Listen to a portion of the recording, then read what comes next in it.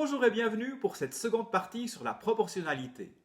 Vous allez voir qu'elle concerne la pente, les triangles semblables et à la fin, je ferai même le lien avec la fonction tangente en trigonométrie. Quand on parle de pente, il s'agit ici de l'inclinaison de la voie ferrée. Le wagonnet est sur la même pente qu'il soit ici ou là, par exemple. Intéressons-nous à l'endroit où j'ai placé l'équerre pour désigner un angle droit. On dessine un triangle rectangle dont la voie ferrée est l'hypoténuse. On parle donc de pente de l'hypoténuse. Sur la table, la distance horizontale est nommée h et la distance verticale ou dénivellation d. La distance horizontale mesure 8 cm et la dénivellation 12. La pente s'exprime toujours en pourcents. Alors, où est le nombre 100? C'est une question de définition. 100 correspond à la distance horizontale. La pente, c'est la dénivellation pour une distance horizontale de 100. Pourrait-on calculer cette dénivellation? Je vous donnerai la solution plus tard, mais peut-être allez-vous trouver la réponse sans mon aide. Si le sujet est neuf pour vous, il me paraît indispensable d'y aller pas à pas. Ce train électrique a plus de 50 ans. J'ignore combien il a coûté. Mais on peut imaginer qu'un élément valait 2 francs. Que coûtait ce tronçon de 5 éléments? Ce n'est pas très difficile. Mais tout part des choses les plus simples. On peut représenter les problèmes proportionnels par des diagrammes. Le tableau de valeurs, déjà vu la dernière fois, va permettre de l'établir. Les entrées sont éléments et prix. 0 élément coûte 0 francs, 1 élément 2 francs, 2 éléments 4 francs, 5 éléments 10 francs. Dans le diagramme à droite, le nombre d'éléments est, figure sur l'axe horizontal, et le prix, P, sur l'axe vertical. 0 élément 0 francs, 1 élément 2 francs, 2 éléments 4 francs, 5 éléments 10 francs. Les points sont reliés par une droite. C'est une fonction linéaire. Les voici. Leurs côtés mesurent 1 et 2, 2 et 4, 5 et 10. Pour faire le lien avec la pente, on nomme les côtés. H pour distance horizontale et D pour dénivellation. Dans le tableau de valeurs, je remplace les entrées par D, dénivellation, et H, distance horizontale. Observons les nombres du tableau. Si H est doublé, D est aussi doublé. Et si H est multiplié par 5, il en est de même pour D. Rappelez-vous, la pente s'exprime en pourcents, et le 100 correspond à la distance horizontale. Le triangle va grandir davantage et sortir du cadre. Dans le tableau, si H est 100 fois plus long, D est aussi 100 fois plus long. La dénivellation sera de 200 cm. Et la pente de l'hypoténuse? De 200%. Certains ont remarqué que c'était très facile à calculer puisque la dénivellation est toujours 2 fois plus longue que la distance horizontale.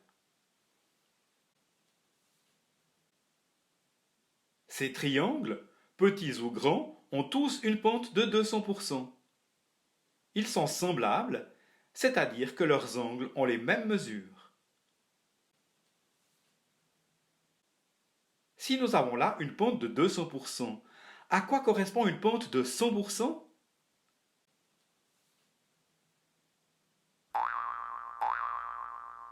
On n'imagine pas la pente de 100% plus grande que celle de 200%, non? Comment incliner l'hypoténuse?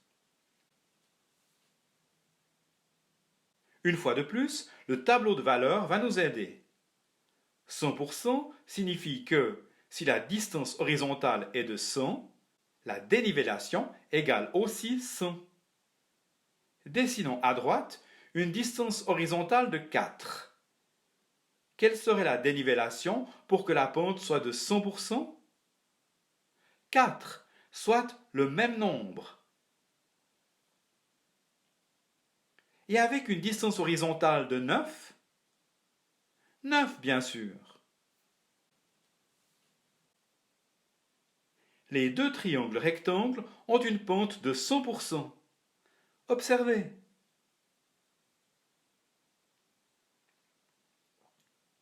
Attaquons-nous à une pente de 25%.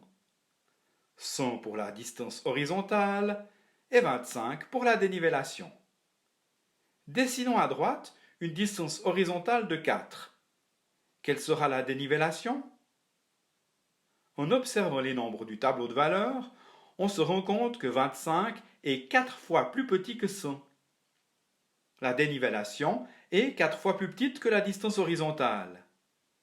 Ici, ce sera 1. Complétons le dessin.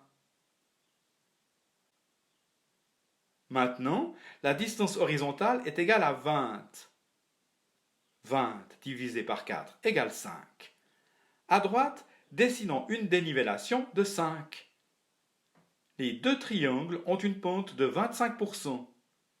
Observez.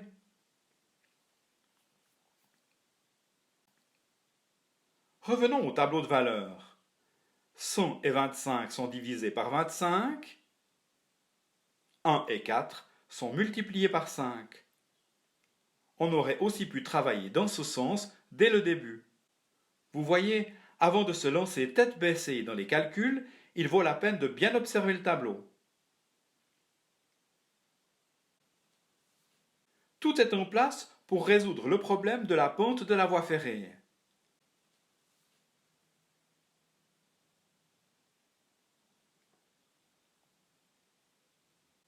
Dans le tableau de valeurs, la dénivellation égale 12 et la distance horizontale 80.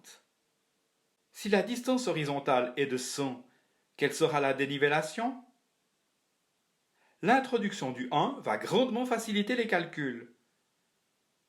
Une distance horizontale 80 fois plus petite et une dénivellation également 80 fois plus petite. 0,15. 0,15 pour 1 et 15 pour 100. Sur le triangle rectangle à droite, la dénivellation est de 15. La pente égale 15%. Pour terminer, je vous propose de voir les points communs qu'il y a entre pente et tangente en trigonométrie. Je ne développerai pas le sujet ici, mais je trouve intéressant de comprendre qu'on peut se baser sur un sujet pour en aborder un autre et le comprendre plus facilement. Considérons l'angle de gauche que j'appelle alpha. Pour pouvoir traiter des triangles rectangles placés dans tous les sens, en trigonométrie, on ne parle pas de distance horizontale ou de dénivellation, mais de côté opposé à alpha et de côté adjacent à alpha. Dans le tableau de valeurs, le côté opposé remplace la dénivellation et le côté adjacent la distance horizontale. On a agrandi le triangle, mais les trois angles, eux, ont gardé la même mesure. On peut affirmer que, pour une pente de 15%, alpha sera toujours le même, quelle que soit la grandeur du triangle rectangle. Mesurons l'angle alpha. Environ 8,5 degrés. Si la pente est de 15%, la mesure d'alpha égale 8,5 degrés. Et réciproquement, si alpha égale 8,5 degrés, la pente est de 15%. Maintenant, il faut savoir que la tangente est égale au côté opposé si le côté adjacent égale 1. Dans le tableau de valeurs, quel nombre correspond à un côté adjacent de 1? 0,15. Que nous dit la calculette? Cherchons la tangente de 8,5 degrés. 0,149, etc. Ce nombre arrondi donne 0,15, 15 centièmes. La différence est due à l'imprécision des mesures. En résumé, si la pente est de 15%, la tangente égale 0,15 ou 15 centièmes et l'angle alpha mesure 8,5 degrés. C'est la machine qui permet de passer de 8,5 degrés à 0,15 ou de 0,15 à 8,5 degrés. Faisons la même chose avec la pente de 100%. Le côté opposé à l'angle alpha remplace la dénivellation et le côté adjacent la distance horizontale.